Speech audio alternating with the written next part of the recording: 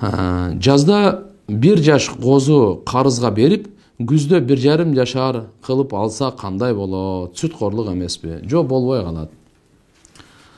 Маулид тууралуу кененирээк түшүндүрүп берсеңиз, катышуу ширкпи дейт. Жок, астагфирулла. Андай эмес, маулид деп өзү пайгамбар саллаллаху алейхи ва салламдын ошол туулган күнүнө, ошол бир кече, же иш-чара, ошо уюштурулуп келген. Бул өзү жаман эмес, мустахсан, жакшы. Анткени пайгамбарыбыз төрөлгөндөн тартып, дүйнөдөн өткөнгө чейин пайгамбарыбыздын кылган иштери, сыпаттары, фазаилдери, ушулардын баардыгы айтылынат да. Албетте, шарият эске ала турган нерселери бар. Ошолорду эме кылып коюш керек болот. Мисалы, музыка болбой, пайгамбарыбызга салават, акыйда бузулбай деген, бидатка кирип кетпей, эркек аялдар аралашып эле мындай эме болуп кетпестен, ушундай өзүнүн чегинде боло турган болсо жакшы эле. Тарикат тууралуу түшүндүрө кетсеңиз, тарикат бул ширк. Пирдин, устаздын колун өбү, урмат кылып, ширк деп жатышат го дейт. Жок, туугандар, мындай да, шарият бар, бир тарикат бар. Шарият деп бул ислах амал деп айтса, ал эми тарикат бул ислахны калп да. Мисалы, амалды оңдогонго бул шарият да. Ал эми жүрөктү оңдогонго бул тарикат да.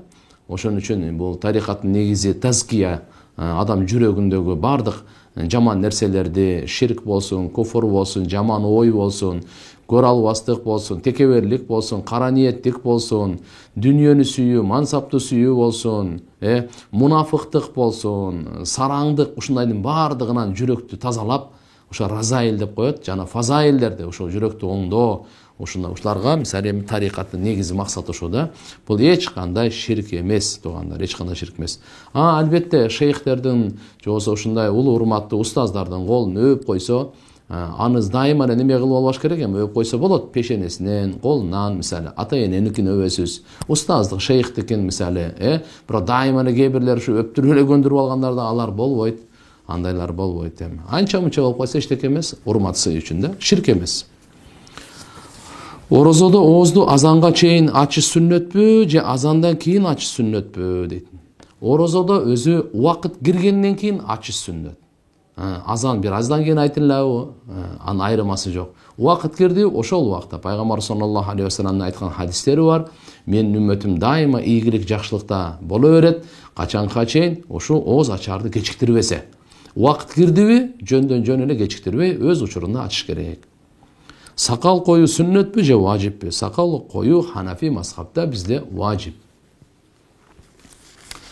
Яжуж мажуж деген чынбы? Рахмат. Яжуж мажуж деген бар. Кыяматтын белгилеринен, кыяматка жакын Иса пайгамбар келгенден кийин, ошодон кийин яжуж мажуж дагы чыгат. Тарикат пир баян туурасында түшүндүрүп берсеңиз. Тарикат бир деп. Эми тарикатта эми кандай, масалан, кол берүү, баяат деп коет, бирок ошол муршид камил болуш керек да, сүннөткө толук эргешкен, арамдан толук сактанган, ошондой бир кишилерге, бидаттан толук сактанган, ошондой кишилерге мисалы тарикатта кол берип, андан ушул вазифаларды алып, зикирлерди, дуаларды, риязат, жана башка ушундай адеп ахлакты оңдой турган амалдарды алып, өзүн тазалоо, бул ушундай болуп эсептелинет. Жакшы бул. Тоголок жетим баласын соогу кандай? Пайгамбарыбыз саллаллаху алейхи ва саллям менен Кудай кааласа бирге болот. Пайгамбарыбыз айткан, ким ушу тоголок жетимди кепилдикке алган менен мен дейт, мынакей ушу эки манжадай жакын болобуз кыямат күнү деп, сөөмөйү менен ортоңку манжасын көрсөткөн жери бар. Албетте, жетимдердин башын сылаган, колуңузда алдына канча чач туш келсе, ошончо сооп болот деген да. Анткени пайгамбарыбыз өзү дагы жетим чоңойгон. Атаны көргөн эмес, төрөлгөндөн кийин 6-7 жашта энеден айрылган, соогу өтө улуу болот. Мага өлүм жөнүндө туш кире берет. Бул туш эмненин белгиси? Өлүмгө даярдык көрүү, бул акылдуулук, эстүүлүк. Ар бир адам, ар бир мусулман өлүмгө даярдык көрүш керек. Эртеби кечпи. Ошол өлүмдү эстөө гана адамды жаман иштерден токтотот, жакшы ишке түрткү болот.